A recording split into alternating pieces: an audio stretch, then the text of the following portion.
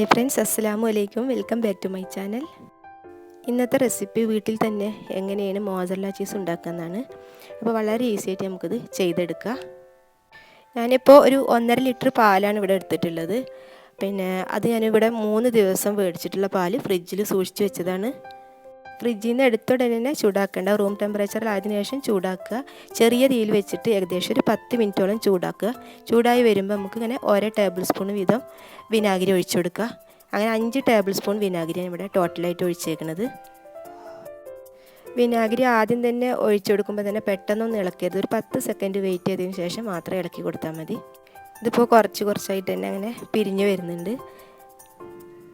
ഇത് ശ്രദ്ധിക്കേണ്ട കാര്യം, ഇപ്പോൾ ഞാൻ തീ ഓഫ് ചെയ്തിട്ടുണ്ട്. ഓവർ ബോയിൽ ആവാൻ ഒരിക്കലും പാടില്ല. കൈ തൊട്ട് കഴിഞ്ഞ് നമ്മളെ ചൂട് കവർ ചെയ്യാൻ പറ്റണം. ആ രീതിയിലുള്ള ചൂടിലാണ് നമ്മൾ ഈ വിനാഗിരി ഫസ്റ്റിൽ തന്നെ ഒഴിച്ചു കൊടുക്കുന്നത്. പിന്നെ വീഡിയോ കണ്ട് നിങ്ങൾക്ക് ഇഷ്ടപ്പെട്ടെങ്കിൽ ലൈക്ക് ചെയ്യാനും ഷെയർ ചെയ്യാനും സബ്സ്ക്രൈബ് ചെയ്യാനും മറക്കരുത്. അപ്പോൾ അത് മൊത്തത്തിൽ ഇങ്ങനെ പിരിഞ്ഞു വരുന്നുണ്ട്.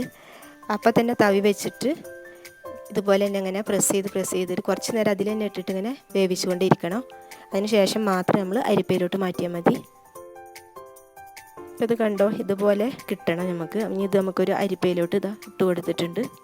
ഞാൻ ഇതിന് മുന്നേ ഇട്ടിട്ടുള്ള ചീസ് റെസിപ്പിയിലൊക്കെ ഞാൻ ഇതുപോലെ ഉണ്ടാക്കിയിട്ടുള്ള ചീസ് തന്നെ ഉപയോഗിച്ചേക്കുന്നത്. അപ്പോൾ അത് നന്നായിട്ട് വലിയുന്നുണ്ട്. കാണാത്തവരുണ്ടെങ്കിൽ ഒന്ന് കണ്ടു നോക്കുക.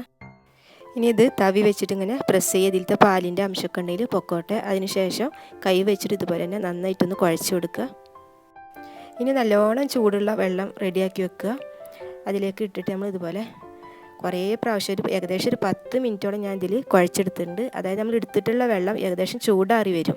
അതുവരെ ഇതിലിട്ടിട്ട് നമ്മളിങ്ങനെ തിരിച്ചും മറിച്ചൊക്കെ ഇട്ടിട്ട് ഇങ്ങനെ കുഴച്ചെടുക്കണം.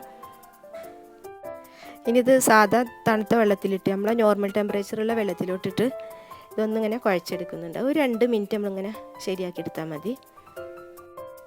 ഇനി ഇതുപോലത്തെ ഒരു കവറിലാക്കിയിട്ട് നമുക്ക് ഫ്രീസറിൽ 2 മണിക്കൂർ വെക്കുക. അപ്പോഴേക്ക് ഇത് നന്നായിട്ട് സെറ്റായിട്ട് വരും. ഇപ്പോൾ ഇതാ 2 മണിക്കൂറിന് ശേഷം ഇതാ ഞാൻ ഗ്രൈൻഡ് ചെയ്തിട്ട് കാണിച്ചു തരുന്നുണ്ട്. ഇപ്പോൾ വളരെ ഈസി അല്ലേ. അപ്പോൾ എല്ലാവരും വീട്ടിൽ തന്നെ ഇത് ട്രൈ ചെയ്ത് നോക്കുക.